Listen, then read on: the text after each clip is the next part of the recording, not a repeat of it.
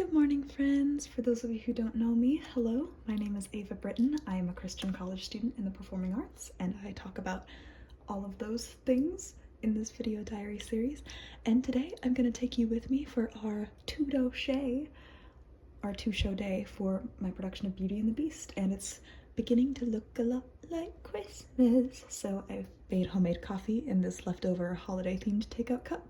This is my fit of the day. It's a little blue cardigan, white skirt, because I have to change into my costume once I get to the theater. Yeah, so enjoy this cozy winter matinee day with me.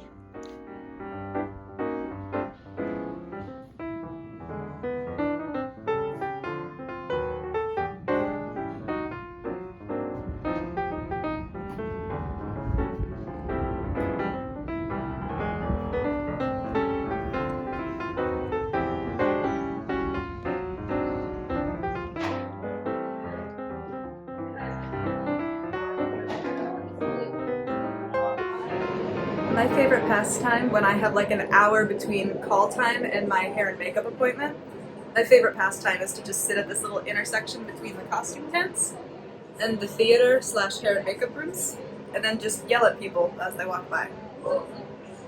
Forced socialization. Coffee peeps know where it's at. Cheers. Cheers. Slay.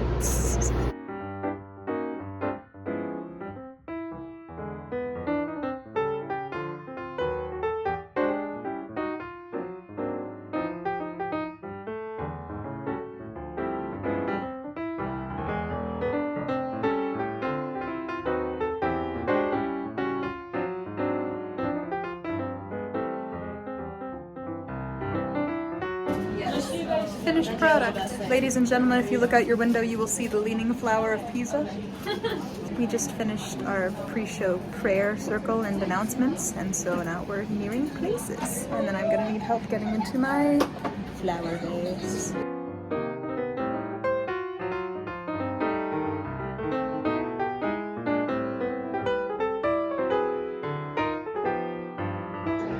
So I'm a Diva special flower vase because I have claimed my own personal stool that I use every single show because it's the only chair that allows me to sit with this giant vase.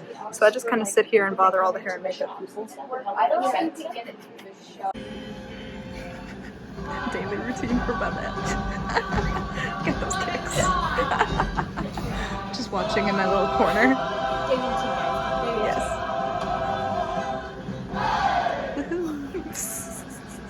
Done with Act 1 of Show 1 of the day, and we love it when Lumiere's pants rip on stage during Be Our Guest. Oh my god, I'm gonna burn it. That's his 4th ripped pair of pants. Whoops. That tango, man. Too dummy big, dog. I'm sorry. No, just going like that. This is Lumiere. Slay. Super speedy hair change.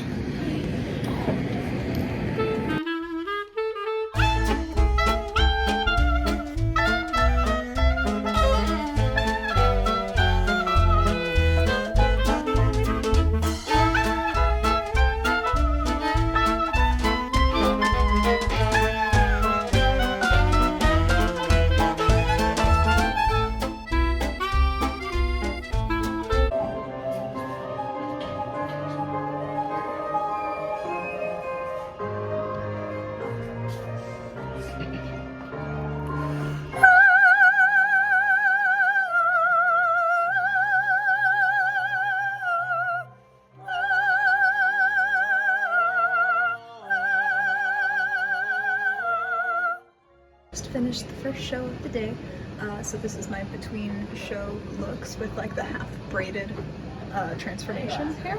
Anyway, it's kind of theater kid math happening right now because we have don't judge me, we've got like 3 hours 45 minutes before the next call time, and it's like 1 almost 2 p.m. so I don't really know to do lunch or dinner and when. All I know is I want Subway, but I don't know if I should time it to be dinner or if I should just get it now, so. Hey friends, okay, so we are between our 2 shows. So I picked up a Subway sandwich for myself, which I got so I just have it to eat at the ready.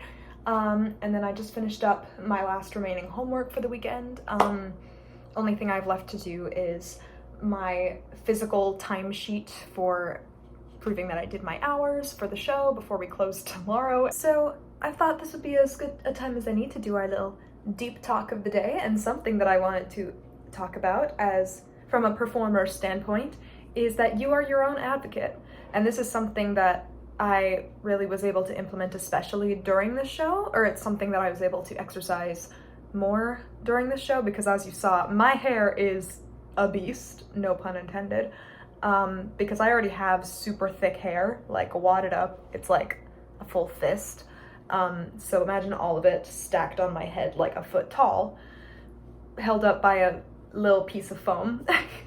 It's, yeah, and especially because it's the last week, and like it started the run like working perfectly well, I didn't feel a thing, and now it's starting to break a little bit, and so it's pulling my hair because the foam bump is like falling backwards off its headband, and it's like pulling my hair or like causing my scalp to burn a little bit sometimes, and I almost went back to kind of my like youth theater childhood self, like my much younger self, mentality of being like, oh, in order to prove that I'm a trained professional, I can do anything through blood, sweat, and tears, so I'm not gonna complain about it at all, and I'm just gonna do it because it looks good, and no one has to know I'm in pain because I'm a good actress. Thing is that you don't have to be hurting, though. Like, if it's an easy fix, you can ask for it to be fixed. There's no harm in that. They're not gonna be like, ew, she's bad at being a performer because her scalp is burning because of this hair. Like, they want you to be comfortable in what you do, because then you can give it your all performance-wise too, and they don't want to hurt you on purpose. Like, that's not their goal in life. And I feel like growing up in youth theater, because they had to kind of overcorrect because it was a lot of young people, that they really have to ingrain some of those things in of like, don't talk back to the costume people, and don't talk back to the hair designers, and it's show business, deal with it, that kind of thing. As someone who's very much a rule follower, that overcorrection kind of instilled almost a fear in me in some ways of like, I can't speak up for myself ever for the sake of the show, especially if I ever want them to cast me, which is ridiculous. And so it's been really nice to see like, hey, like, you don't have to be mean or rude to the hair or makeup or costume people. Like, that's what they were trying to say in the theater realm, but they just had to be more like repeated about it so that it would get through the kids' heads at ages like 8 and 13. So now it's like, okay, I walked in and I was telling our super sweet, super awesome, super talented hair designer, Cora, I was like, hey, my hairpiece is a little wonky today, and I don't know where it is, but it's like really pulling on my scalp, and I'm kind of getting a headache from it. And this was like before the show even started, and I was like, I don't want to have to deal with that through the whole 2-hour show if I don't have to. So even though I was reluctant to ask for help, I was like, I don't need to be suffering, and they probably don't want me to suffer. So I talked to her about it, and she was like, oh, absolutely, let's fix it. And we were able to get it fixed. Basically, case in point, it's no one's goal in the theater world to make you hurt for your craft, and there's definitely gotta be an alternative wherein you are not hurting yourself.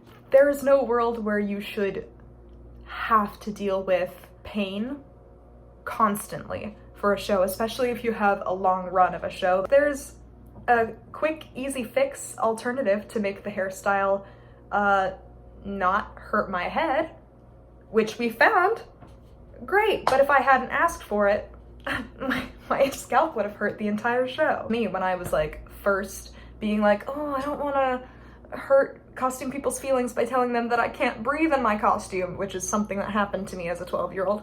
I was like, I don't want to seem like I'm complaining because I don't want to hurt their feelings, but I can't breathe in my costume because it's too tight.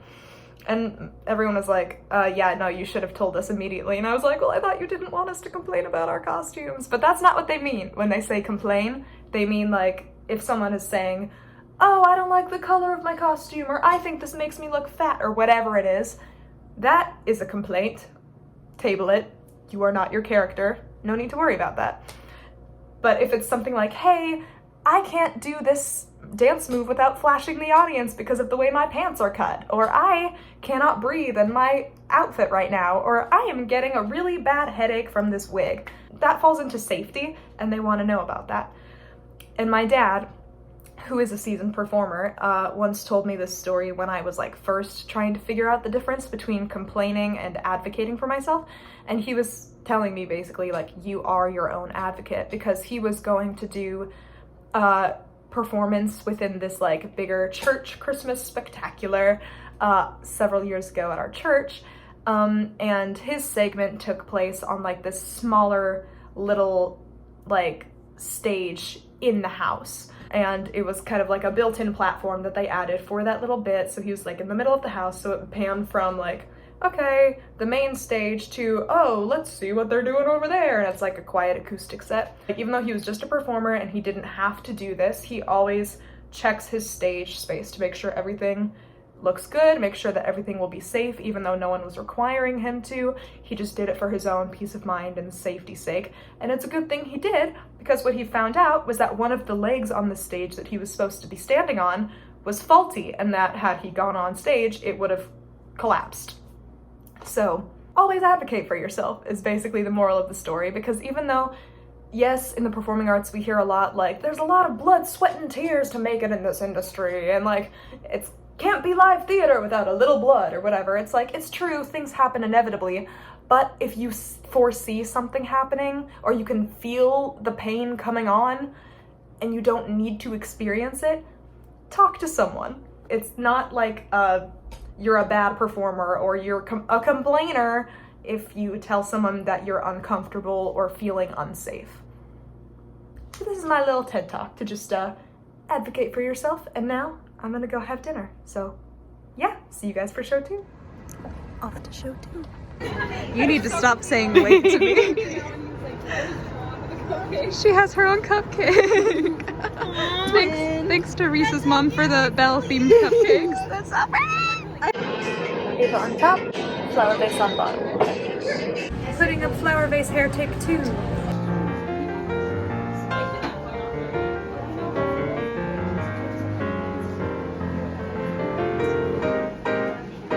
Viewer discretion, you are now about to witness our cry circle, which is our every show tradition that we do in the wings, where we were asked to cry off stage during Be Our Guest, and chaos ensues. So enjoy.